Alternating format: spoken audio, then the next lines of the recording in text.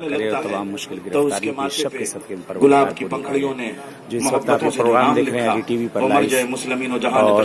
امید ہے خدا سال آئندہ آپ لوگ کو اس بارگاہ میں بلائے کہ آ کر آپ لوگ یہ اس جگہ پر پروگرام کو آپ لوگ دیکھیں کہ جنہوں نے اپنے قلم کے ذریعے سے، اپنے رجگوں سے، اپنی محنتوں سے آج ہندوستان اور پاکستان، غیر منقسم ہندوستان کہہ لیجئے، اس کا پرچم عرب میں بلند کیا، اور ایک اردو بولنے والا مرجع ایسا پیدا ہوا کہ عرب نے اس کی تخلیق کی، اور آج ہمارے درمیان اس کی نمائندگی کرنے کے لیے یہ علماء کرام موجود ہیں۔